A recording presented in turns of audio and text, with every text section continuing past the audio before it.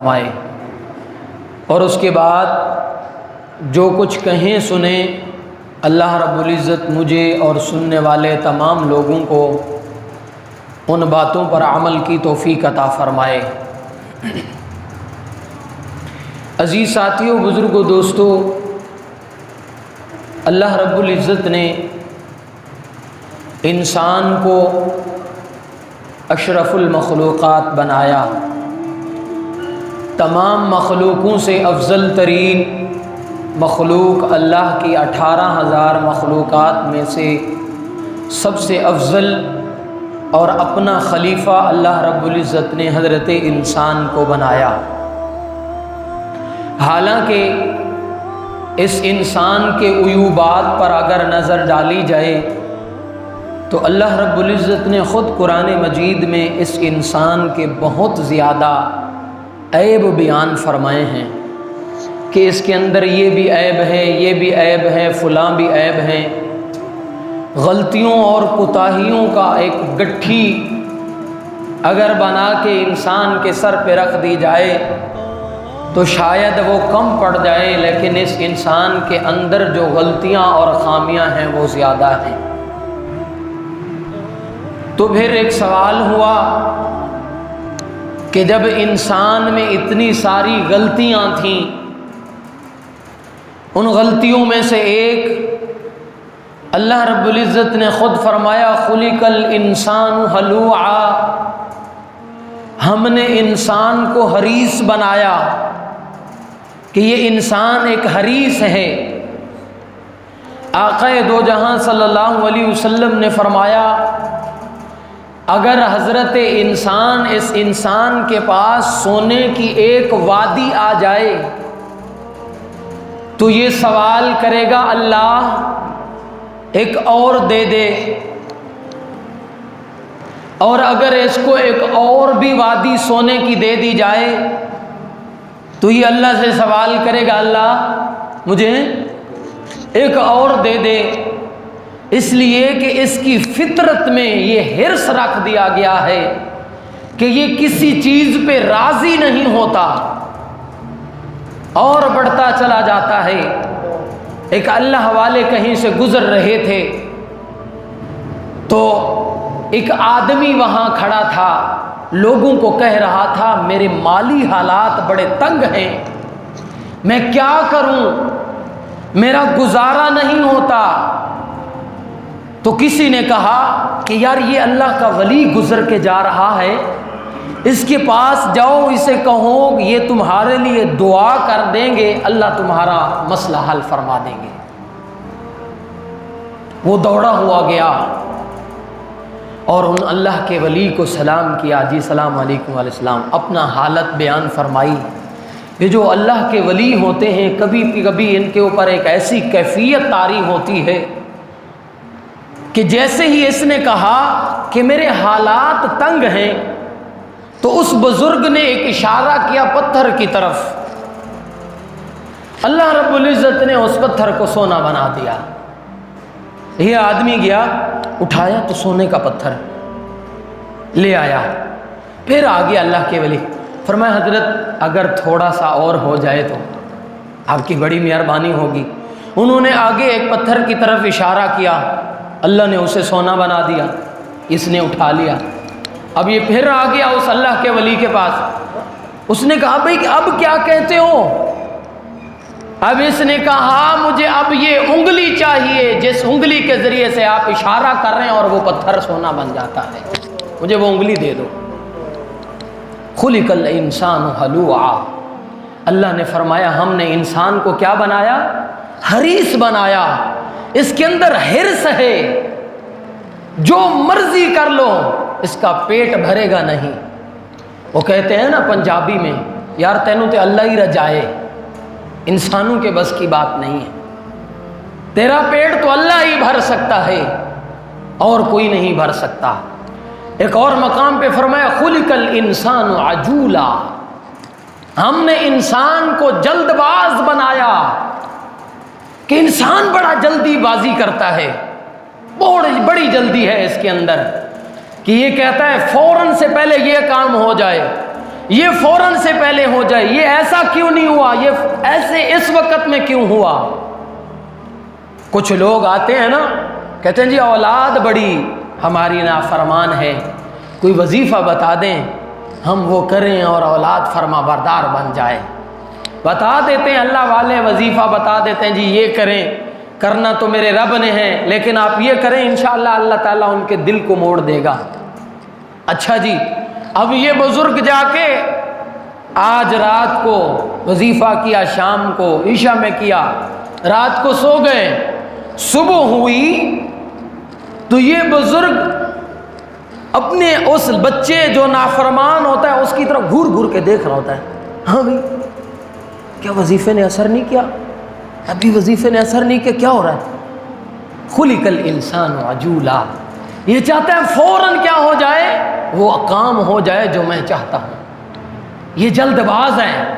اللہ نے فرمایا انہ کان ظلوما جہولا، یہ ظالم ہے انسان، یہ ظلم بہت کرتا ہے، جہولا جاہل ہے، جہالت بڑی رکھی ہوئی ہے، اپنے ہاتھوں سے بنائے بتوں کو کیا کرتا ہے، سجدہ کرنے لگ جاتا ہے، اس سے بڑا کوئی جاہل ہے؟ حضرت ابراہیم نے بتوں کو توڑا نا، انہوں نے کہا ابراہیم تم نے توڑا، فرمایا میں نے نہیں توڑا، اسی سے پوچھو جو تمہارا بڑا معبود کھڑا ہوا ہے۔ فرمایا ابراہیم تو کیسی باتیں کرتا ہے، تجھے تو پتہ ہے یہ بولتے نہیں ہیں، اور پھر بھی انہی کو سجدہ کر رہے ہیں۔ انہ کان ظلوما جہولا، اللہ نے فرمایا یہ ظالم بھی ہے جاہل بھی ہے۔ پھر وہ سوال ہوتا ہے اللہ جب اس انسان کے اندر اتنی خامیاں تھیں، اتنی اس کے اندر عیب تھے، پھر تو نے اسے اپنا خلیفہ کیوں بنایا، اسے اپنا نائب کیوں بنا دیا، اسے 18,000 مخلوقات میں سے اشرف المخلوقات کیوں بنایا جب اتنی اس کے اندر خامیاں تھیں؟ تو پھر جواب ملتا ہے کہ اس کی ان خامیوں کے باوجود، اس کی ان خامیوں کے باوجود اس انسان کے اندر ایک ایسا وصف رب نے رکھ دیا ہے، ایک ایسی صفت اللہ نے رکھ دی ہے کہ وہ صفت اگر اس انسان کے اندر ہے پھر اس کے اندر جتنے بھی عیب ہیں وہ سب عیب ختم ہو جاتے ہیں۔ اس ایک وصف کی وجہ سے اللہ نے فرمایا میں نے اسے اشرف المخلوقات بنا دیا ہے۔ اللہ وہ وصف کیا ہے؟ کیا علم کی وجہ سے؟ کسی نے کہا جی علم کی وجہ سے اللہ نے انسان کو اشرف المخلوقات بنایا ہے، تو فرمایا علم تو انسانوں کے پاس جس طرح ہے فرشتوں اور جنوں کے پاس بھی ہے، تو یہ بات معقول نہیں ہے۔ کیا عقل کی وجہ سے ہے؟ عقل تو اللہ نے جنوں اور انسان فرشتوں کو بھی دی، یہ بھی بات معقول نہیں ہے۔ اور ان باتوں پہ کہ انسان کو اللہ نے اشرف المخلوقات بنایا کس وجہ سے، الحمدللہ اس پہ ایک پورا جمعے کا خطبہ ہو سکتا ہے، لیکن اس طرف نہیں جانا چاہتا۔ اللہ علم فرشتوں کے پاس بھی ہے، جنوں کے پاس بھی، پھر کیوں اس کو اشرف المخلوقات بنایا، انہیں کیوں نہیں بنایا؟ اللہ رب العزت نے فرمایا اس انسان کے اندر ایک ایسا وصف ہے جو کسی بھی مخلوق میں نہیں ہے، وہ ہے محبت الہی کا جذبہ۔ محبت الہی کا جذبہ اس انسان میں موجود ہے، جس کی وجہ سے اللہ نے اسے 18,000 مخلوقات سے ممتاز کر کے اپنا خلیفہ اور اشرف المخلوقات بنا دیا ہے۔ محبت الہی، اور یہ محبت الہی کیسے پیدا ہوگی، انسان کے دل کے اندر کیسے اس کا جذبہ آئے گا؟ اللہ تو خود فرما رہے ہیں نحن اقرب الیہ من حبل الورید، اوے میرے بندے میں تو تیری شاہ رگ سے بھی زیادہ قریب ہوں۔ ان اولیاء اللہ المتقون، میں پرہیزگاروں کا ولی ہوں۔ ولی سے مراد نگہبان بھی ہے، دوست بھی ہے۔ اللہ فرما رہے ہیں میں تو تیرے اتنا قریب ہوں، پھر یہ انسان رب کے کیوں قریب نہیں ہے؟ یہ قریب ہے لیکن اس کو شعور نہیں ہے، وہ شعور اس کو پیدا کرنا پڑے گا، وہ شعور اس کو اپنے دل میں اس کو اپنے احساسات میں لانا پڑے گا. جب وہ احساس اور شعور آ جائے گا انشاءاللہ یہ رب کی ذات کے ساتھ محبت کرنے والا بن جائے گا, یہ رب کا شہکار بن جائے گا, اور یہ رب سے محبتیں کرنے والا بن جائے گا. ہمیں کیا پتا, کیونکہ ہم ایمان کی چاشنی سے دور ہیں. اس شخص کو کیا پتا کہ جو دن میں اور رات میں ٹی وی کے سامنے بیٹھ کر کے اپنا وقت گزار دیتا ہو, اسے کیا پتا کہ رات کی تنہائیوں میں رب کے سامنے تہجد پڑھنے کا کیا مزہ ہے. جو کانوں میں ہینڈ فریاں لگا کے گانے سنتا رہتا ہو, اسے کیا پتا ہو کہ رب کا قرآن پڑھنے کا کیا مزہ ہے. جو ادھر ادھر میں ہوٹلوں میں بیٹھ کے وقت ضائع کر دیتا ہو, اسے کیا پتا کہ رات کے آخری پہر میں رب کے سامنے مصلی بچھا کے بیٹھے رہنے کا, اللہ اللہ کرنے کا کیا مزہ ہے. اسے کیا پتا. ہم تو ان باتوں سے نا آشنا ہیں کیونکہ ہمارا ایمان کمزور ہے. ہمارا ایمان اس لیول کا نہیں بنا کہ ہمیں اللہ نور ایمان نصیب فرمائے, ایمان کی چاشنی ہمیں میرا اللہ نصیب فرمائے. ایک بزرگ کو فرمانے لگے حضرت مولانا اشرف علی تھانوی رحمۃ اللہ علیہ کو, فرمایا اشرف علی میں تو جب سجدہ کرتا ہوں یہی سمجھتا ہوں کہ میں نے اب اپنا سر اپنے رب کے پاؤں میں رکھ دیا ہے. اور ایک بزرگ فرمانے لگے اتنا لمبا سجدہ کرتے تھے, اتنا لمبا سجدہ. کسی نے پوچھا حضرت اتنا لمبا سجدہ کیوں کرتے ہیں آپ؟ فرمایا یہی سمجھتا ہوں کہ یہ زندگی کا آخری سجدہ ہے, اس کے بعد پتہ نہیں زندگی نصیب ہوگی یا نہیں ہوگی, اس لیے میرے سجدے لمبے ہو جاتے ہیں. ہمیں کیا پتا کہ ان سجدوں میں کیا چاشنی ہے. ہم تو کم از کم کبھی ہوا ایسا کہ عشاء کی نماز کے بعد مصلی پہ بیٹھ کے آدھا گھنٹہ گزارا ہو. ہمیں تو مصلی بھگا دیتا ہے, چل بھاگ دوڑ یہاں سے. مصلی ہمارے ساتھ لڑنے لگ جاتا ہے. اگر تھوڑی دیر مصلی پہ بیٹھ کے ہم مراقبہ کر لیں, ہمارا تو وہ ایمان ہی نہیں بنا, ہمارا تو وہ لیول ہی نہیں ہوا کہ ہم اپنے رب کے سامنے بیٹھ کے رب سے باتیں کر لیں. حضرت مولانا امداد اللہ مہاجر مکی رحمۃ اللہ علیہ کو کسی نے کہا, حضرت فرمانے لگے خود, فرمایا اگر ہم جنت میں چلے گئے تو کہنے والے نے کہا حضرت وہاں تو بڑی حور و قصور ہوں گے, وہاں تو موجیں ہوں گی.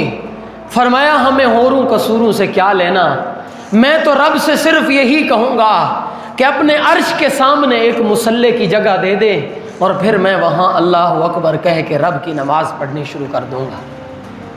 تو کہنے والے نے کہا حضرت وہاں تو نماز نہیں ہوگی. تو رونے لگ گئے زور و قطار کہ وہ جنت ہی کیا ہے کہ جہاں رب کا سجدہ نہ ملے.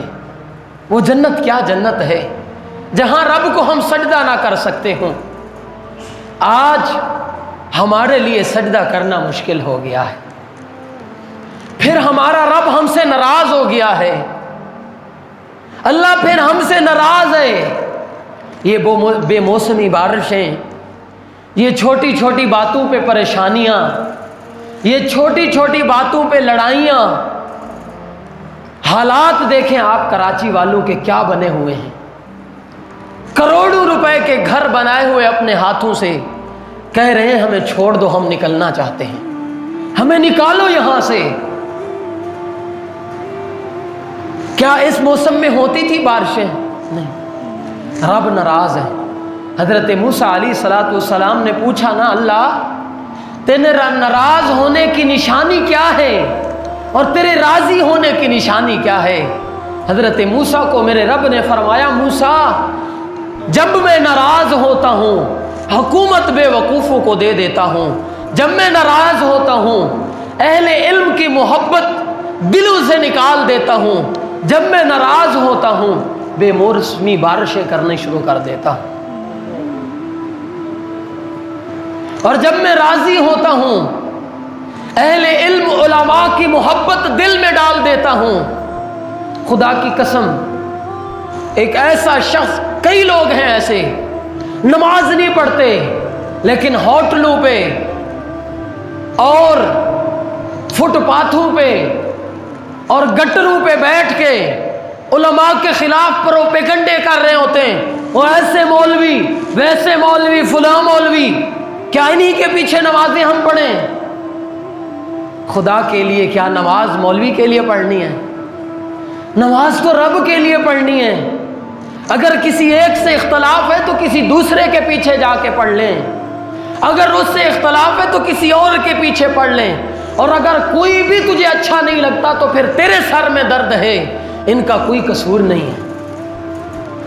پھر تو بہانے بنا رہا ہے کہ جی فلاں ایسا ہے، فلاں ایسا ہے، میں اس لیے نماز نہیں پڑھتا۔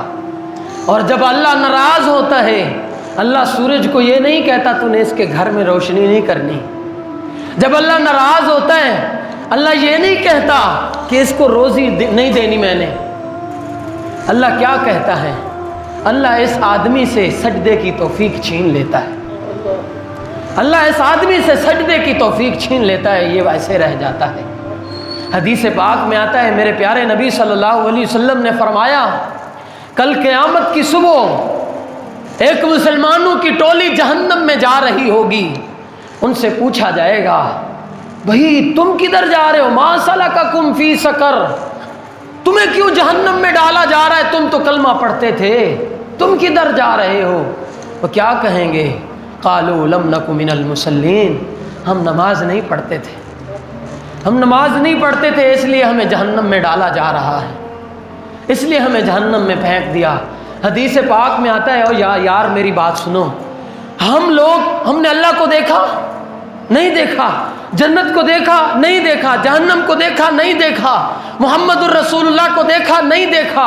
خوش قسمت ہے وہ لوگ جنہوں نے کچھ بھی نہیں دیکھا اور پھر بھی 5 وقت کی نماز پڑھ رہے ہیں رب کی توفیق سے، کچھ بھی نہیں دیکھا پڑھ رہے ہیں۔ کیا جب رب کو قیامت کی صبح دیکھیں گے اور پھر رب کہے گا کہ اب سجدہ کرو، کیا کون ایسا بدبخت ہوگا جو سجدہ نہیں کرے گا؟ رب کو دیکھ کے بھی سجدہ نہیں کرے گا۔ اللہ کی طرف سے اعلان ہوگا، یار میرا سجدہ کرو، سجدے میں گر جاؤ ذرا۔ فرمایا، حدیث میں آتا ہے، آقا دو جہاں صلی اللہ علیہ وسلم نے فرمایا، سارے لوگ سجدے میں گر جائیں گے، لیکن جو نماز دنیا میں نہیں پڑھتا تھا یہ کوشش کرے گا کہ آج ساری دنیا جھک رہی ہے، کاش میں جھک جاؤں، سجدے میں گر جاؤں، شاید میری معافی ہو جائے۔ حدیث پاک میں آتا ہے، اللہ اس کی گردن میں سریا ڈال دیں گے، اس کی کمر اکڑ جائے گی، یہ کوشش کرے گا کہ میں گر جاؤں رب کے سامنے، اب تو ساری دنیا گر رہی ہے۔ فرمایا اس کو سجدے کی توفیق نہیں ہوگی، یہ نہیں جا سکے گا ساری دنیا کے سامنے۔ بتاؤ کیا بنے گا وہاں؟ آج نماز نہیں پڑھتے، مولوی خراب ہے، آج نماز نہیں پڑھتے، جی یہ وہابیوں کی مسجد ہے، یہ فلاں ہے، یہ فلاں۔ یار گھر میں پڑھ لو خدا کے لیے، یار فرض ہی پڑھ لو، فرض ہی پڑھ لو، سنتوں کی رب خود توفیق دے دے گا، کیوں نہیں پڑھتے؟ اللہ رب العزت خود فرما رہے ہیں قرآن مجید میں، سورۃ الانعام میں، جو آیتیں میں نے آپ حضرات کے سامنے شروع میں تلاوت فرمائی۔ اللہ رب العزت نے فرمایا، وَلَقَدْ أَرْسَلْنَا إِلَىٰ أُمَمٍ مِّن قَبْلِكَ فَأَخَذْنَاهُمْ بِالْبَأْسَاءِ وَالضَّرَّاءِ لَعَلَّهُمْ يَتَضَرَّعُونَ۔ لوگوں سن لو، اے محمد الرسول اللہ، ان کو بتا دو، پہلی امتیں جب بگاڑ پیدا کرتی تھیں اور ہم ان کی طرف اپنے نبی بھیجتے تھے، اور پھر جب وہ بات نہیں مانتے تھے، بالبأساء والضراء لعلهم يتضرعون، پھر ہم ان کے لیے ان کا جینا مشکل کر دیتے تھے، ہم پھر ان کا جینا مشکل کر دیتے ہیں۔ اور آج وہی تو ہوا ہے۔ کون ایسا آدمی ہے کھڑا ہو کے بتائے مجھ سمیت، کہے یار میرے گھر میں کوئی بھی پریشانی نہیں ہے، کہے میرے گھر میں کوئی بھی پریشانی نہیں ہے اور میں بالکل ٹھیک ہوں، کھڑا ہو کے بتائے؟ کوئی بھی نہیں ایسا۔ وجہ یہ ہے کہ جہاں سے سکون ملنا تھا، جہاں سے اللہ کو راضی کرنا تھا، وہ در ہی ہم نے چھوڑ دیا ہے، وہ در ہی ہم نے چھوڑ دیا۔ اللہ نے آگے کیا فرمایا؟ اور اللہ کو ناراض کر کے بھی اللہ روزی دے رہا ہے نا، اللہ کو ناراض کر رہے ہیں، پھر بھی رب روزی دے رہا ہے، کوئی بھی بھوکا نہیں سوتا، اللہ پھر بھی دے رہا ہے۔ اور جب رب کو راضی کر دیں گے تو پھر رب کیوں نہیں دے گا؟ اور پھر اگلی آیت میں اللہ رب العزت نے فرمایا فلولا اذ جاءہم بأسنا تضرعوا ولكن قست قلوبهم وزین لهم الشیطان، اور پھر جب ان کے لیے میں تھوڑی سی اپنی پکڑ سخت کرتا ہوں پھر کیا ہوتا ہے؟ وزین لهم الشیطان، پھر شیطان ان کے لیے ان کی برائیاں آراستہ کر کے دکھا دیتا ہے۔ اوے یار کیسی مہندی تھی یار، کمال ہو گیا، کیا ناچنے والی بلائی ہوئی تھی، اوہ اتنی اچھی شراب، کمال ہو گیا، اتنا اچھا گویا آیا ہوا تھا، اس نے تو کمال کر دیا۔ وَزَيَّنَ لَهُمُ الشَّيْطَانُ، یہ بدبخت شیطان تمہیں تمہارے گناہوں کو سونپ کر کے دے رہا، یہ دیکھو اتنا خوبصورت گناہ کیا ہے تم نے۔ جب انسان گناہ کو گناہ نہیں سمجھے گا پھر کہاں توفیق ملے گی، پھر کہاں توفیق ملے گی؟ انسان معافی مانگے۔ پھر رب نے فرمایا وَزَيَّنَ لَهُمُ الشَّيْطَانُ، گناہوں کو مزین کر کے شیطان ان کے سامنے پیش کرتا ہے اور پھر یہ خوش ہو کے بیٹھ جاتے ہیں، ہاں یہ تو بڑا کمال ہو گیا۔ اور اگلی آیت میں پھر رب فرما رہے ہیں فَلَمَّا نَسُوا مَا ذُكِّرُوا بِهِ، اور پھر جب یہ سارے میرا ذکر بھول جاتے ہیں پھر میں روزی بند نہیں کرتا، فتحنا علیہم ابواب کل شیء، میں پھر روزی زیادہ دے دیتا ہوں، ہر چیز کے دروازے کھول دیتا ہوں۔ لو بھی پھر وہ میں راضی نہیں ہوتا، دل میں انسان سمجھ رہا ہوتا ہے اللہ میرے سے بڑا راضی ہے، اتنا مال دے دیا، اتنا کچھ دے دیا، اللہ تو بڑا راضی ہے۔ اللہ فرما رہا ہوتا ہے آسمان پہ بیٹھتے ہیں یمدہم فی طغیانہم یعمہون، یہ میری رضا نہیں ہے، یہ میں تجھے ڈھیل دے رہا ہوں، تو چل کہاں تک چلتا ہے، پھر جب پکڑوں گا پٹک کے ماروں گا پھر کچھ بھی باقی نہیں رہے گا۔ اللہ فرما رہے ہیں پھر میں کیا کرتا ہوں، دروازہ کھول دیتا ہوں، پھر ایک وقت آتا ہے فَإِذَا هُمْ مُبْلِسُونَ، اس کو ایسا پٹک کے مارتا ہوں کہ جو کچھ اس کو دیا ہوتا ہے وہ سب چھین لیتا ہوں، پھر اس کے پاس کچھ بھی باقی نہیں رہتا۔